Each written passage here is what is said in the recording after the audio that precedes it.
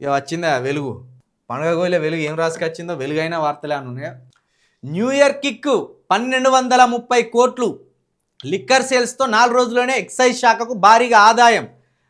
డిసెంబర్లో మద్యం అమ్మకాలు ఆల్ టైమ్ రికార్డ్. ఒక్క నెలలోనే 5,000 కోట్ల అమ్మకాలు.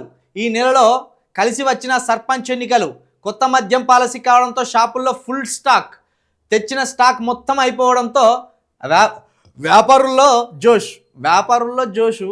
ఇంటికాడ పిల్లలతో లొల్లీలు ఉంటాయి. ఎందుకంటే పైసలన్నీ దాగి ఇంటికి పోతారు కదా, అక్కడ ఉంటుంది ఫైటింగ్. ఇక్కడ వీళ్ళకి జోష్ ఉంటుంది అమ్ముకునేటోళ్ళకు.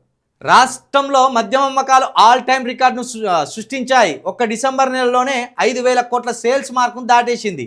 సాధారణంగా పండుగలు, ప్రత్యేక రోజుల్లో అమ్మకాలు పెరగడం సహజమే. అయితే ఈ స్థాయిలో సేల్స్ ఎప్పుడు కాలేదని ఎక్సైజ్ అధికారులు పేర్కొంటున్నారు. ఒకవైపు న్యూ ఇయర్ కిక్ కాగా ఇంకోవైపు సర్పంచ్ ఎన్నికలు కలిసి వచ్చాయి. కొత్త మద్యం పాలసీ కూడా డిసెంబర్లోనే మొదలు కావడంతో డిపోల నుంచి ఎప్పటికప్పుడు స్టాక్ బయటకు వెళ్లడంతో ఎక్సైజ్ శాఖకు ఏడాది అదిరిపోయే కిక్తో ముగింపు పలికింది. అంతకుముందు మద్యం పాలసీ మొదలైన 2023 డిసెంబర్లో 4,291 కోట్లు వచ్చాయి. 4,000 డిసెంబర్ నెలలో. ఇప్పుడు చూడు, ఒక్క న్యూ ఇయర్కే 1,230 కోట్లు. మన రాష్ట్రంలో తాగుబోతుల సంఖ్య పెరుగుతున్నదని బాధపడాలా? లిక్కరు సేల్స్ తోటి ప్రభుత్వానికి 1,230 కోట్లు వచ్చినాయని సంతోషపడాలా? సిగ్గు లేకుండా ఇది సంతోషమైన వార్త లెక్క రాసుకొచ్చింది దీన్ని. ఇగో తెలంగాణలో ఇన్ని హాస్పిటల్స్ బెంచిండ్లు, ప్రభుత్వ హాస్పిటల్స్, కార్పొరేట్ స్థాయి హాస్పిటల్స్ మించి కట్టిండ్లు అంటే క్లాప్స్ కొట్టాలి, సంతోషపడాలి. తెలంగాణలో ప్రతి ఊర్లో కార్పొరేట్ స్కూల్ని మించిపోయే రీతిలో ప్రభుత్వ స్కూళ్లను కట్టిండ్లు. అందులో విద్యార్థుల సంఖ్య పెరిగింది, అద్భుతమైన అధ్యాపకులు వచ్చిండ్లు అంటే మనం సంతోషపడాలి.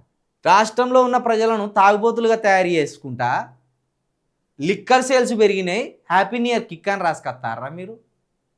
వీటినా మీరు చెప్పవలసింది? దీన్ని చూసి ఇంకా తాగి చెడిపోర్రానా మీరు చెప్పేది? ఈ ప్రజలకు సిగ్గుండాలి కదా, రాష్ట్ర ప్రభుత్వానికి రాసుకొచ్చినోడికి సిగ్గుండాలి కదా. తెలంగాణలో రోజు రోజుకు ఇండ్లల్లో ప్రతి ఇంటిలో ఒక తాగుబోతు తయారవుతాడు. మనం చాలామంది ఏమంటాం, తెలంగాణలో అసలు జాబులు లేవు, చేద్దామంటే పనులు లేవు. ఇది ఒట్టిది, అబద్ధం. ఇది మీరు చూడండి ఒకసారి. ఏ పనిలో చూసినా ఇప్పుడు బీహార్ వాళ్ళు పని చేస్తాను, గ్రానైట్ కాడ బీహార్ వాళ్ళే పని చేస్తాను, అమాలి కాడ బీహార్ వాళ్ళే పని చేస్తాను, హోటళ్లలో బీహార్ వాళ్ళే పని చేస్తాను, లేకపోతే ఒరిస్సోళ్ళు పని చేస్తాను.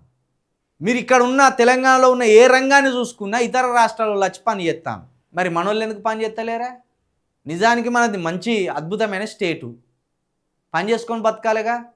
గిట్లా తాగి ఇళ్ళలో పండుకున్నాక ఈ తాగి రాష్ట్ర సర్కార్కి ఆదాయం ఇచ్చినామని గొప్పగా చెప్పుకుంటాను కదా, మరి పనులు చేసుకోవాలి కదా.